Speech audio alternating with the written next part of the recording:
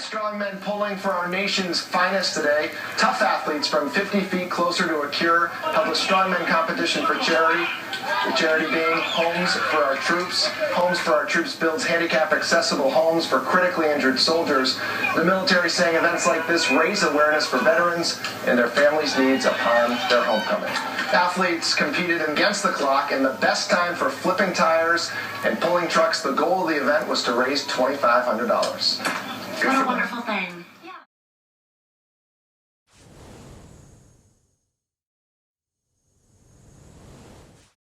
He started getting into the weights and all of that when he was like 12, 13.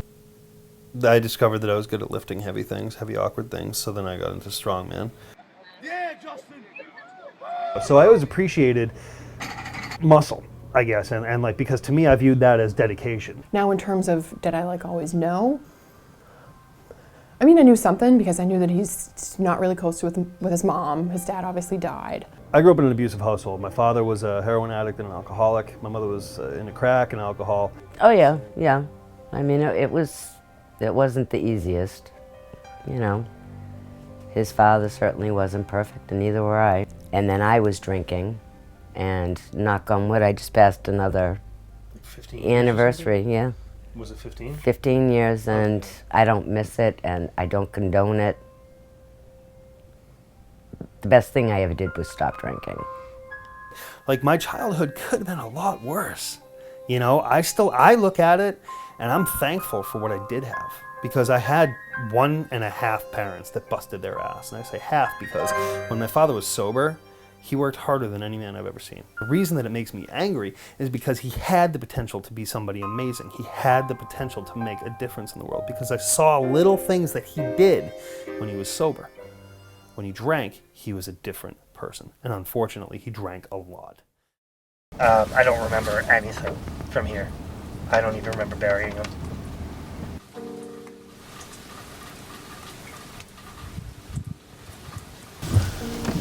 You ready? Yeah. It's been a long time since I've been here.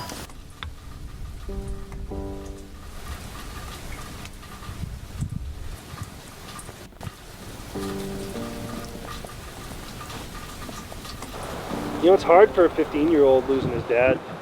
But, you know, he had died after I learned the value of having a father figure. Even if he wasn't the best one, it was still, good to have that balance, having the mom and the dad.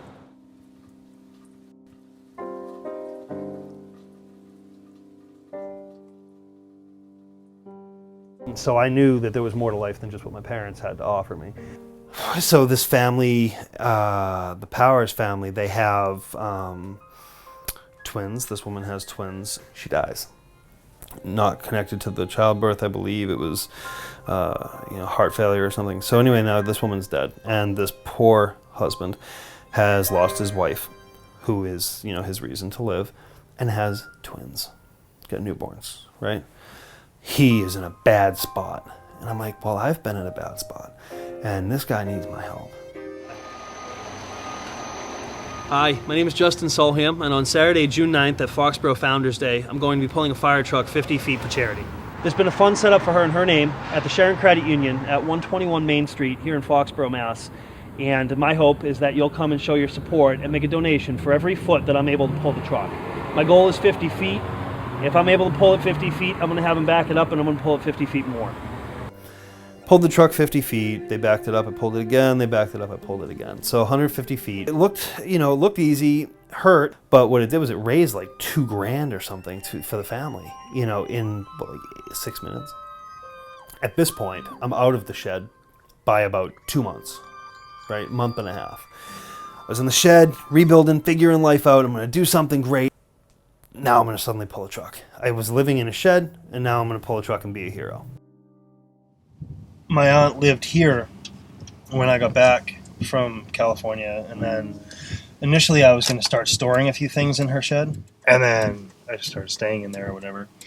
But yeah, the shed was over near that swing set over there, and so that was where I stayed for like a year, almost a year. I was like 30 years old living in a tool shed. and people would see me come out of the shed. So that was kind of like the walk of shame.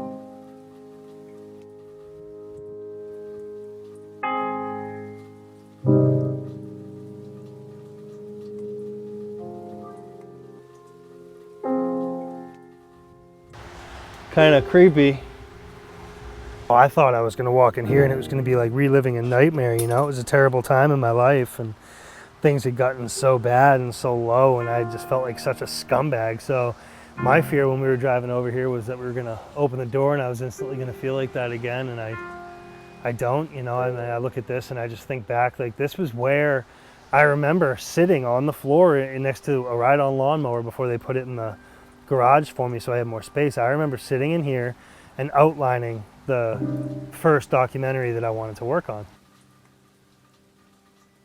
When I had to go pee, I would just pee in the bottle. When I had to do more than that, I would run around the side and I would go in the back corner over there because it was away from the street and people drove by. They couldn't see me, you know? You just have to imagine, like really think about that. You're 30 years old and you're shitting in a box in your aunt's shed. And these kids that used to look up to you are in the house disappointed in you. Yeah, it's definitely nothing to be proud of. Close it up. So this will be the last time that I shut this shed door. Yeah, I'll never end up in it again, I'll tell you that. So I saw the opportunity to be able to make an impact on people's lives in a very short time span. This is where I found like my calling, you know. I'm like, I need to do this for the rest of my life. This is what I'm gonna do. So back in 2012, when I was doing the charity truck pull events, one of our athletes, Danny, contacted me and he said, Justin, I just heard this story about this little boy. It's a heartbreaking story. So Dalton Dingus, 9-year-old boy from Salyersville, Kentucky, battling cystic fibrosis. He had stage 4 cystic fibrosis. He was dying. But his final wish was he wanted to have the most Christmas cards ever collected by a single person in a single year. Like, let's come together, let's get our friends and family together and let's send, you know, a bunch of Christmas cards. I said that wasn't enough. So what I wanted to do was I wanted us to come down to Kentucky and pull a fire truck for him. Kind of surreal. Traveled all the way from Massachusetts to see my son. Just let me know good people's out there with big hearts. You good? Yep. Good. We gotta get this thing done too. Come on. What? It's cold. Yeah. Come on. All right, buddy. Then we'll get you inside and you get warm again? Hey, man. Let me know when.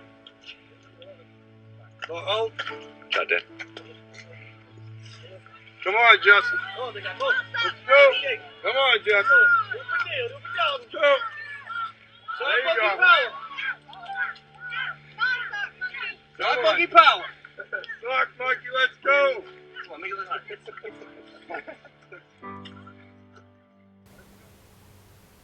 It was perfect. I knew that Dalton would love to watch him and the other 3 guys pull the fire truck. Fast forward about a month, maybe 5 weeks, and my phone rings at, you know, like 12:15 in the morning. And she just said, hey Justin, it's Jessica, Dalton's gone. Dalton died. And so I couldn't imagine what Jessica was going through at the time, but 2 days later maybe, she said, hey, you know, we would like for you, Dan, Danny, and Steve to come down and carry Dalton to his final resting place with us. Yeah, you know what I mean, what started out as just a casual, you know, like let's do something cool for a cool kid turned into this kid changed our lives.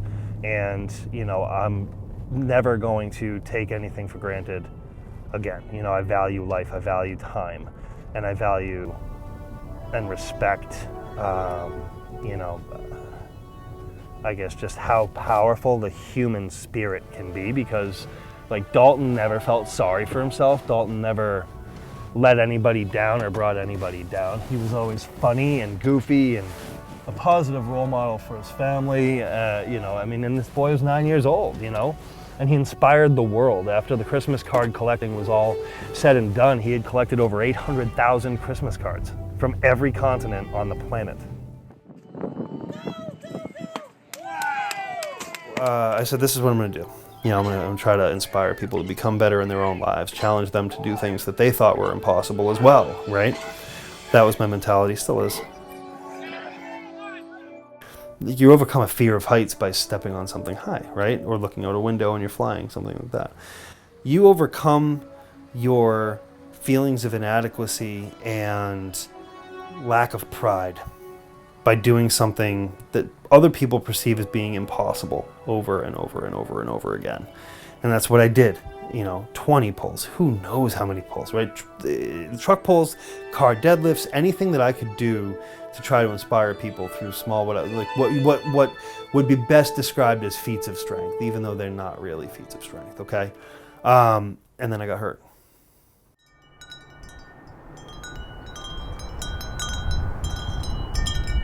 In November 2014, I take a fall at work. I was working for a moving company at the time and fell backwards because a customer didn't have a bulkhead over their basement stairs. I landed on the bottom stair on my shoulder, tore a couple tendons, damage was done. And so I'm sitting in the dark by myself, injured, knowing that I can't go back to the sport that I love.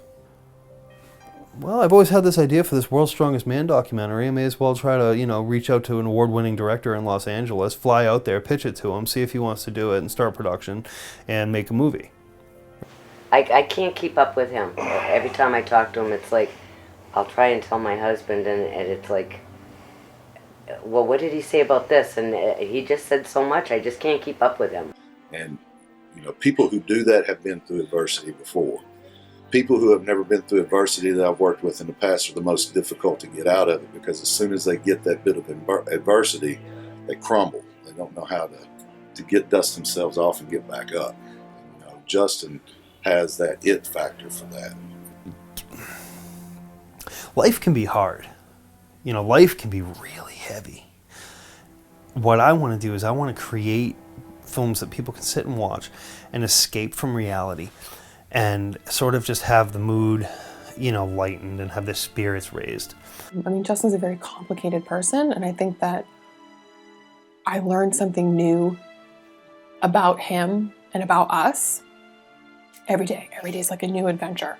And his passion is so abrupt. I like to imagine, like, I mean, I don't care what your beliefs are. You know, I don't care what your religious beliefs are. But there's something pulling the strings, you know, Mother Nature. And you don't know where the wind comes from, okay? You don't see how the wind is created. You don't see the wind, okay? But you see the impact that it has. You see it, you know, knocking trees down and uprooting houses, okay? This is madness. The power of a tornado all comes from something that you can't even see. Well, I like to think that that's like, that there are people like me out there creating those tornadoes. I want to come up with these ideas that, you know, create these awesome kick-ass movies. So what I want to do is I want to tell their story through this film so that other people can watch this film and they can have a fire lit under their ass and they can go and they do the same thing in their own lives, which are going to have that same impact on other people in their lives and so on and so forth. And so what I did was I came up with this idea that was like this small little thing turned into a fucking tornado. Justin is a strong man who has the heart, Outgoing, talented. who does help others, who inspires others. He's not afraid to attempt anything. I like to do things for people, but he is just so aggressive about it. Someone who loves his community. It's just his DNA. He's not afraid to attempt something. Someone who shows compassion and love for others. You know? You learn more from failure than you do from success. You learn by your mistakes. It's not about the muscles or if you can pull a fire truck or not. It's what's inside that matters.